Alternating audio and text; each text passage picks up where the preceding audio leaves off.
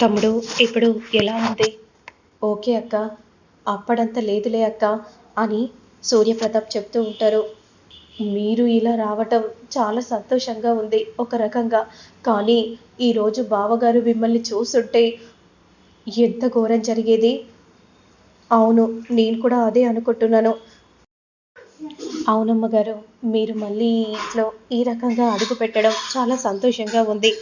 కానీ దీపక్ మళ్ళీ ఎందుకు బయటికి వచ్చాడో నాకు అర్థం కావట్లేదు మందారం అని విరూపక్షి అంటూ ఉండగా, ఏంటి మమ్మీ, మనం ఇంత అవస్థ పడుతుంటే అసలు మనల్ని మందారం పట్టించుకుంటుందా? చూడు అటు వెళ్ళి ఏం చేస్తుందో మందారం అని విజయాంబిక పిలవగానే ఒక్కసారిగా విరూపక్షి షాక్ అయిపోతుంది. వెంటనే విరూపక్షి మాస్క్ను పెట్టుకుంటుంది. అప్పుడు మందారం వెనుతిరిగి, ఏంటత్తయ్య గారు, ఏంటి దీపక్ బాబు ఇలా పిలిచారు? అయినా మేమెంత అవస్థ పడుతున్నామో చూసి కూడా చూడనట్టు ఏం చేస్తున్నావు అక్కడ? నా కొడుకు గుర్తుకు వచ్చాడు. అయినా నీ కొడుకు మీ అమ్మ వాళ్ళ ఇంట్లోనే కదా ఉన్నాడు, బానే ఉంటాడు కదా, వాళ్ళని గుర్తెందుకు చేసుకుంటున్నావు? ఇక్కడ మేము ఇబ్బంది పడుతుంటే మాకు కాస్త మజ్జిగ తీసుకొని వచ్చిపెట్టు. సరే మీరు వెళ్ళండి, వాడు గుర్తుకొచ్చాడని అటు వెళ్ళి బాధపడుతున్నాను, మరేం లేదు అని మందార చెప్పగానే, సరే మజ్జిగ తెచ్చి తగలడు అని అంటూ రూమ్లోకి ఇద్దరు వెళ్తూ ఉంటారు. ఇక మరోవైపు రాజు మాత్రం అలా భోజనం ప్లేట్ని రూప దగ్గరికి తీసుకెళ్తూ ఉంటే, వీడిని ఎలా తెప్పించుకుంటుంది? మహారాజులా ఉండే నా కొడుకును అటు ఇటు ఇష్టం వచ్చినట్టు తిప్పించుకుంటున్నావు కదా, ఉండు నీ సంగతి చెప్తాను అని అంటూ వెంటనే ముత్యాలు కోపంగా పైకి వెళ్తూ ఉంటుంది. ఏంటమ్మాయి గారు, ఇదిగోండి అమ్మాయి గారు, భోజనం తినండి. వద్దు రాజు, నాకు భోజనం తినాలని లేదు రాజు, నాకు వద్దు రాజు అని అంటూ ఉంటే, ఏంటమ్మాయి గారు అలా అంటే ఎలా చెప్పండి? వద్దు అంటే ఎలా? కాస్తైనా తినండి. లేదు రాజు, నాన్న గురించి ఆలోచిస్తున్నాను. అసలు ఇదంతా ఎవరు చేశారు, ఎందుకు చేస్తున్నారో కూడా అర్థం కావట్లేదు రాజు. ఇంకొద్దిసేపట్లో నేను తెలుసుకుంటాను అమ్మాయి గారు. నా కడుపులో అసలు బిడ్డ లేదని అత్తయ్య గారికి తెలిస్తే ఏం జరుగుతుందో ఏంటో. నా కడుపులో బిడ్డ పెరుగుతుందని చాలా సంతోషంగా ఉన్నారు ఇంటి వారసుడు వస్తున్నాడని. కానీ ఆ వారసుడే లేడని తెలిస్తే ఏం జరుగుతుందో ఏంటో. అమ్మాయి గారు, అప్పటిదాకా నేను జరగనిస్తానా? నేను చూసుకుంటాను కదా, మీరేం కంగారు పడకండి. మీరు ఇలా తినకుండా ఉంటే ఎలా అమ్మాయి గారు? మీరు కాస్తైనా తినాలి కదా అని విధంగా అంటూ ఉండగా, అదే సమయానికి ముత్యాలు వస్తుంది. ముత్యాలు రూపను చూసి షాక్ అయిపోతుంది. వెంటనే ఏమయ్యా ఏమయ్యా అని పిలుస్తూ ఉంటే, కొంప తీసి నా కడుపులో బిడ్డ లేదన్న విషయం వినేసిందా అని రూప కంగారు పడిపోతూ ఉంటే, అంతలో ఏమైందో ముత్యాలో అని అంటూ అందరూ కూడా రాజు ఉన్న రూమ్లోకి అందరూ వస్తారు. చూడండి అయ్యా, మనల్ని ఇదిగో ఈ రూప మోసం చేస్తుంది అని అనగానే రాజు కూడా షాకింగ్గా చూస్తూ ఉంటాడు. ఏంటి, ఏం మోసం చేసింది? అందరూ తనని నమ్మారు కదా, ఇప్పుడు చూడు తను ఎలా మనందరినీ మోసం చేస్తుందో. అసలు ఏం మోసం చేసింది? నువ్వు చెప్తేనే కదా తెలుస్తుంది. అత్తయ్య గారి మొత్తం వినేశారేమో అని మనసులో రూప అనుకుంటూ ఉంటే, చూడండి కడుపులో ఇంటి వారసుడు పెరుగుతున్న విషయం తెలుసు కదా, కానీ భోజనం తినకుండా ఉంటే ఏంటర్థం? మనందరినీ మోసం చేసినట్టే కదా. చూడండి, భోజనం చేయట్లేదు, కడుపులో ఉన్న బిడ్డకి ఏమైనా జరగడం జరిగితే ఏంటి అని అంటూ ఉంటే, ఇక రూపరాజు అలానే చూస్తూ ఉంటారు.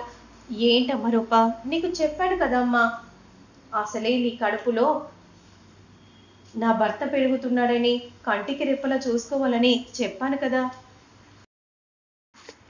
ఏమైందమ్మా, ఎందుకు ఇలా చేస్తున్నావు అని ఈ విధంగా అంటూ ఉంటే, అప్పుడు వెంటనే అప్పలనాయుడు మాత్రం, అదేం లేదు, ఎంతైనా కన్న తండ్రికి అలా అయితే ఏ కూతురికైనా బాధ ఉంటుంది కదా. సరేలే, తింటుందిలే, అక్కడ కడుపులో 3 కత్తులు దిగాయి, ఎంత బాధపడుతుంది.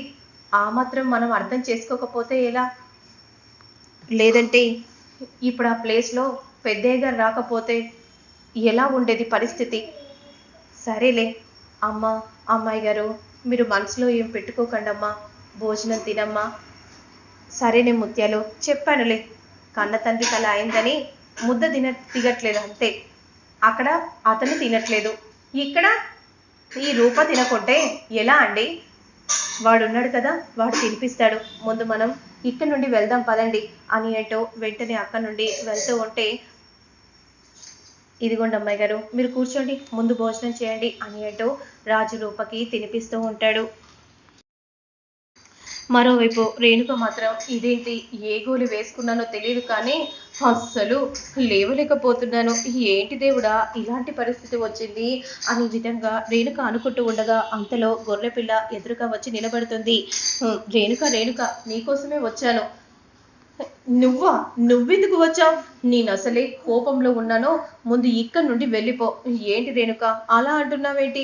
నేను నీకోసం ఎంతో ప్రేమగా వస్తే నువ్వు ఇలా అనటం కరెక్ట్ కాదు కదా. ఏంటి? అసలే నిన్ను నేను దేవతలా పూజించాలని అనుకున్నాను, నువ్వేమో ఇలా చేస్తున్నావేంటి రేణుక? నన్ను దేవతలాగా పూజిస్తావా? అవును రేణుక, గుళ్ళోకి పోయేటప్పుడు దేవతలా వెళ్ళావు, వచ్చేటప్పుడు దయ్యంలో వచ్చావు. నేను వద్దాం అనుకున్నాను, ఎవరో ఒకరు పట్టుకొని నన్ను బలిస్తే ఎలా అని రాలేకపోయాను రేణుక. నీకు నేను పూజ చేస్తే బాగుంటుందని అనుకుంటున్నాను. పూజ లేదు గీజ లేదు, ముందు నువ్వు ఇక్కడ నుండి వెళ్ళిపో, లేదంటే లేదంటే అసలు నిన్ను ఆ రోజే బలిస్తే బాగుండేది. ఏంటి రేణుక అలా మాట్లాడుతున్నావు? నువ్వు లేకుండా నేను ఉండగలనా? చెప్పు రేణుక. గొర్రె జాతి మొత్తం కూడా నన్ను అవమానిస్తుంది రేణుక. రేణుక, మనం ఇద్దరం కలిసి ఒక పాపను కనాలి రేణుక అని విధంగా అంటూ ఉంటే, ముందు నువ్వు ఇక్కడ నుండి నడుస్తావా లేదా? వెళ్ళు అని కోపంగా రేణుక గొర్రె పిల్లతో అంటూ ఉంటే, నాకు నీతో మాట్లాడే అంత కూడా శక్తి లేదు, ముందు నువ్వు ఇక్కడ నుండి వెళ్తావా? అయినా నువ్వు ఇంత పైకి ఎలా వచ్చావో? ఒక్కొక్కరు ప్రేమ కోసం ఎన్నో సాహసాలు చేశారంట రేణుక, అందుకే నేనేమాత్రం ఇలా పైకి ఎక్కలేనా రేణుక? చెప్పు రేణుక, నువ్వు ముందు ఇక్కడ నుండి వెళ్తావా లేదా? వెళ్తాను రేణుక, వెళ్తాను అని ఈ విధంగా అంటూ వెళ్తూ ఉంటే, మరోవైపు మాత్రం ఏంటి రాజు ఎక్కడికి వెళ్ళిపోయావు? నీకోసం మార్నింగ్ నుంచి ఎదురు చూస్తున్నాను. అమ్మాయి గారు, మీరు అనుకున్న అనుమానం నిజమైంది. ఏంటి రాజు, ఏ అనుమానం అది? ఇదిగోండి అమ్మాయి గారు అని అంటూ చూపించగానే, అంటే గుళ్ళో దీపక్ కూడా ఉన్నాడా? దీపక్ ఇదంతా చేశాడు. అవును అమ్మాయి గారు, మనం వెంటనే పోలీసులను కలవాలి, పదండి అమ్మాయి గారు అని అంటూ వెంటనే అక్కడి నుండి వెళ్తూ ఉంటే, చూసారా అయ్యా ఎలా పరిగెత్తుకుంటూ వెళ్తుందో? అసలే రూప కడుపుతో ఉంది కదా.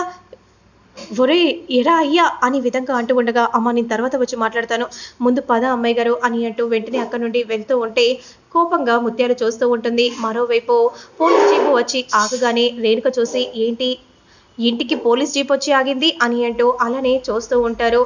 అందరూ కూడా హాల్లోకి వచ్చి నిలబడి చూడగానే, మీరు ఇలా వచ్చారేంటి?